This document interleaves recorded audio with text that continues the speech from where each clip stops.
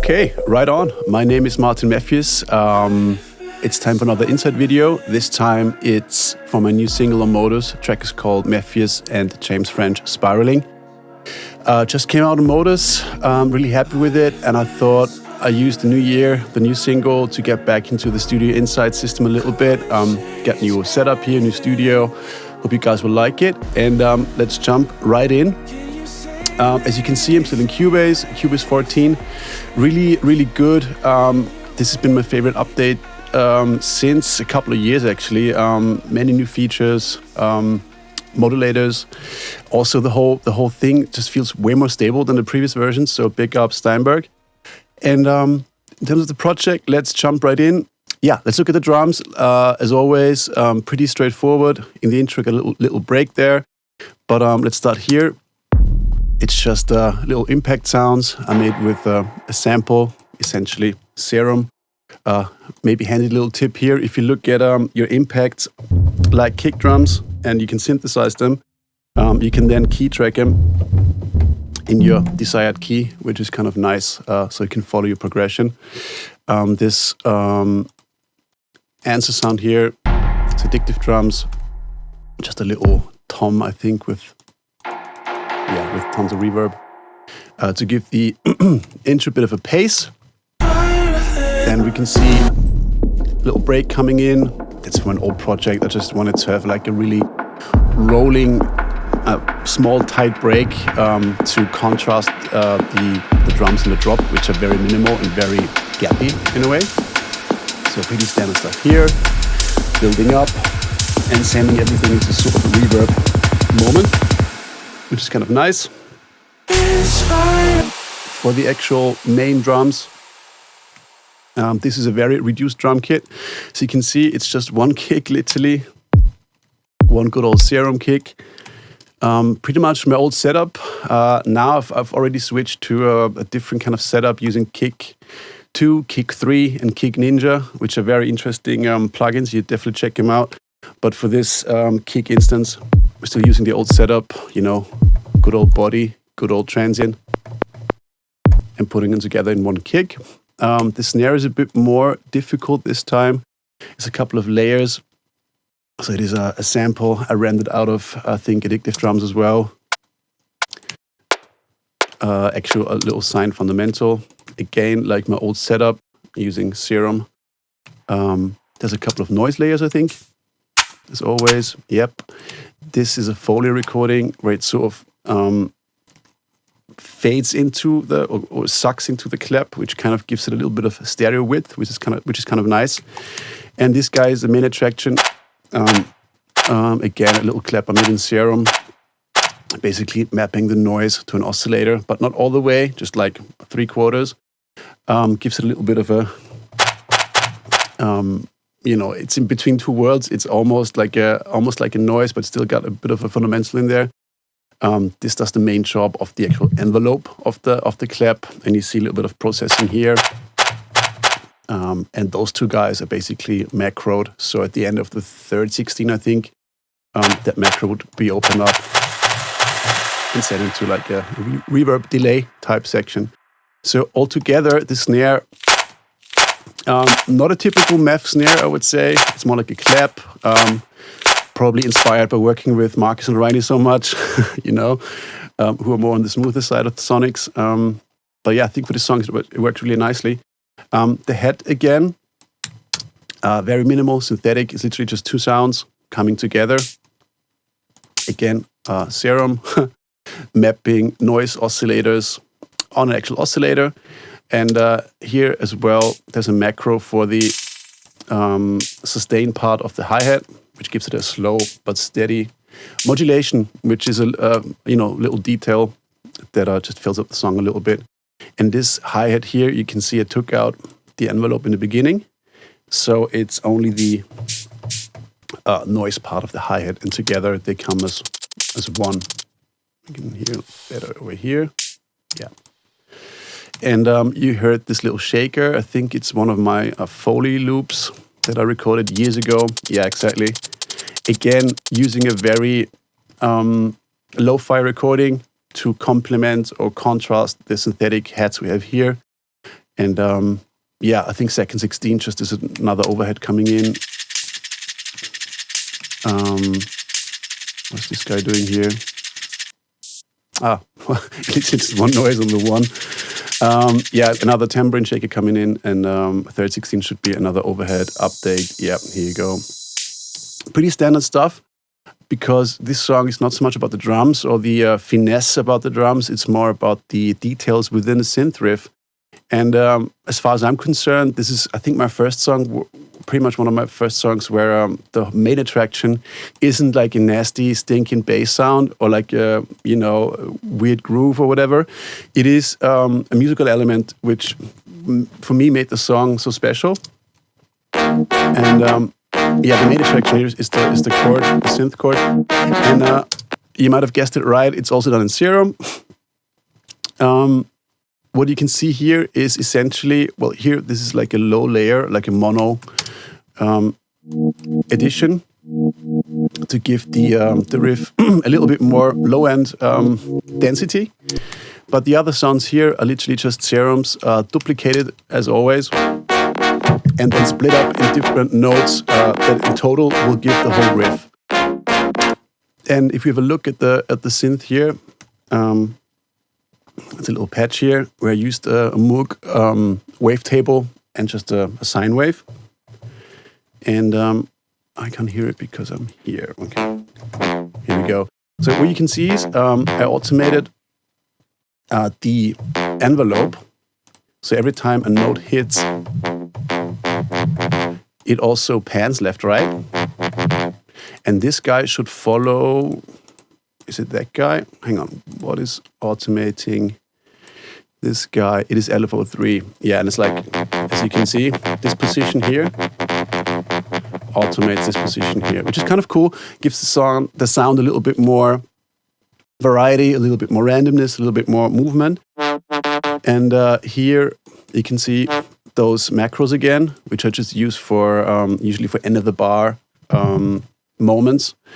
And there's also a reason why I wanted to keep the patch separated. So if imagine if you have like one serum and you play those 3 or 4 notes, and then you crank up this reverb moment, then all the 3 notes or 4 notes would have this reverb on it. And that way I could separate just having maybe the root note or one of the thirds getting reverbed out or delayed. And it's a handy little trick, I think, but actually I didn't end up using it.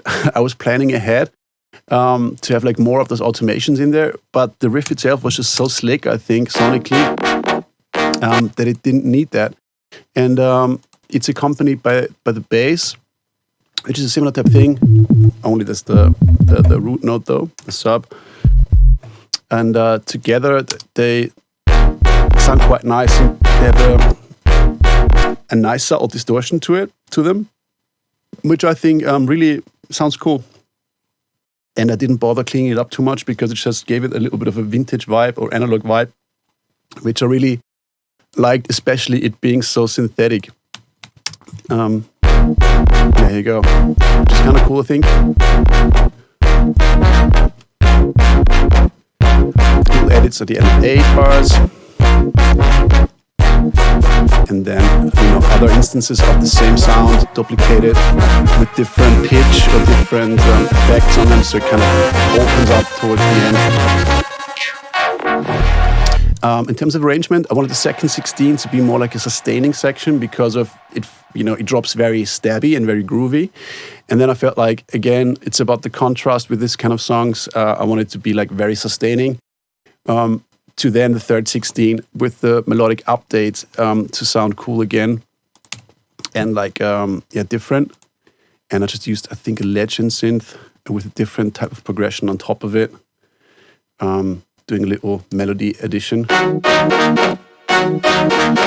Obviously, using the same syncopation, the same rhythm as up here with the main serum riff. But yeah, here I did those little edits with the delay, reverb, filter attack, you name it, just to give it, a little bit of a diversity and changing, which is kind of nice, very subtle. So much for the synth stuff in this song. Another thing worth mentioning, I think, is the orchestral section, which is not as prominent as in other songs. Let's say Zenith was very much orchestral. Here it's more like a little background thing, I reckon.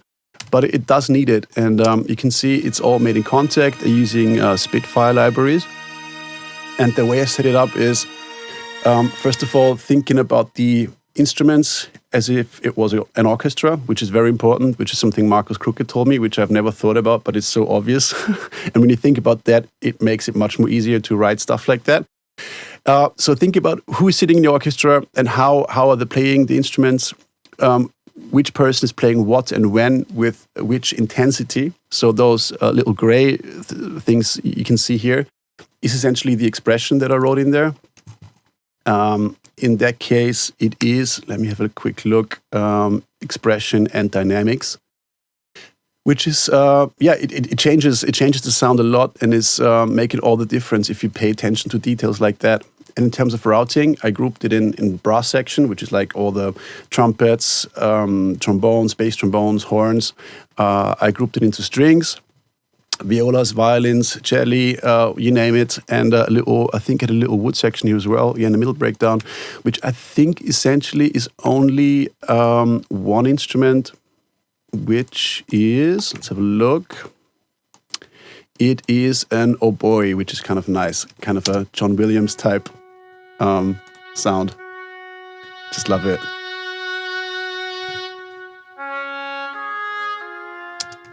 Yeah, that's that.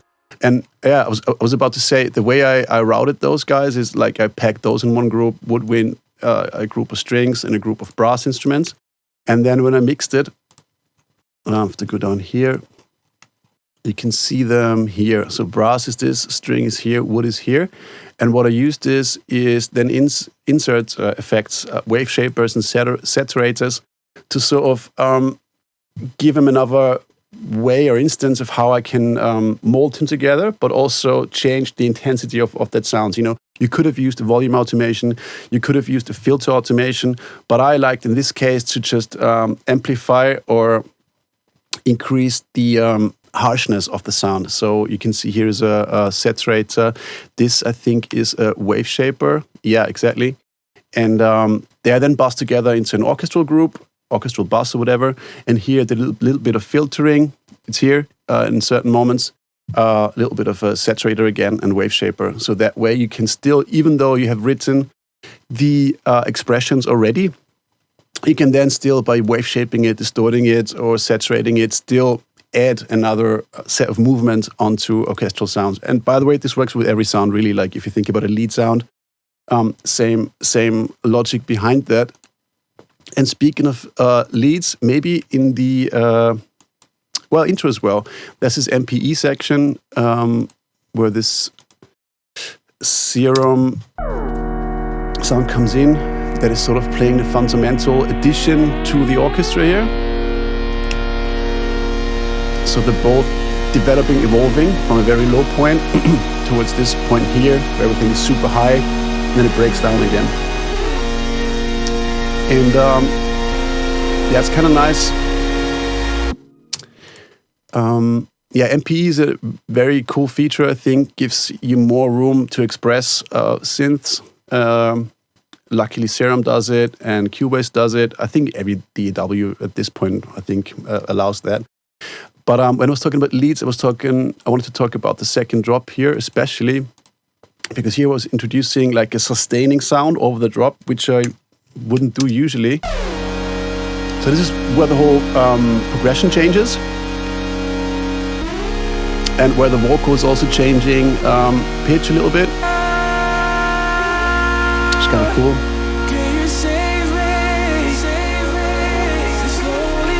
The next one I really love, where the riff changes now as well.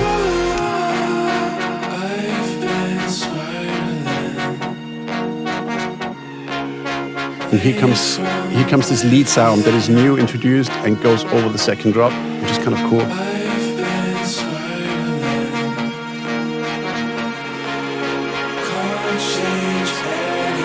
There you go.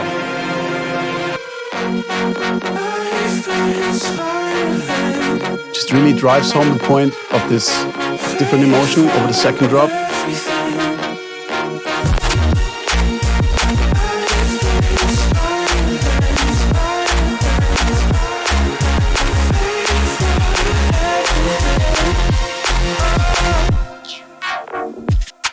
Yeah, so much for the lead section. And because I just looked at it, maybe an honorable mention to those little harmonies and choirs that I recorded myself, which I tend to do sometimes when I feel like there's still some room that needs to be filled up, especially in intros and breakdowns. I just really like to record them myself. Very simple, just humming the root note of your progression or your chord or whatever. And obviously, when you take off the the effects, it sounds quite terrible. But yeah, luckily the DW is your friend in that case. So you can thin it out a little bit, reverb it out a little bit. And I layered those recordings of myself then with recordings of James French, which obviously sounds more professional because he is a pro. And yeah, those little, layers. Then with the orchestra, just gives it a nice little, comes together quite nicely. Also here on those rhythmical vocal steps, this is a sample I found that I just really liked. Like a very soulful kind of sound. And I felt it needed a counterpart, which is this guy here. Again, which I recorded myself, and it sounds like this. So yeah. Again, with system effects, and if you know what you want to do, you can record stuff like this yourself, obviously, and it kind of, emotionally ties you a little bit more to the song. Also, it's super fun to do, and sometimes when you're in the mixing stage, you're like, I need to get this right, and you just record stuff like this for half an hour. It breaks up your session as well, which is kind of cool. And yeah, I think this is it. Those are the most major parts. I mean, obviously, there's a little bit of layers going on, Quanta layer here, which is just adding more sonics to the mix. Here's the legend section we talked about. I think I did a couple of actual contact choirs as well to fill up gaps. This should be a nice one. Like this over here. Just give it a bit more suspense. Subtle additions like that. And yeah, this sums it up, I guess. And thanks for tuning in. I'm trying to do more of those now. With the new setup, I can now edit stuff myself as well, which makes it a bit easier and quicker. And yeah, this is Mefjus and James French, Spiraling, out on MODUS. Check it out or don't. And yeah, I'll talk to you guys soon. Bye.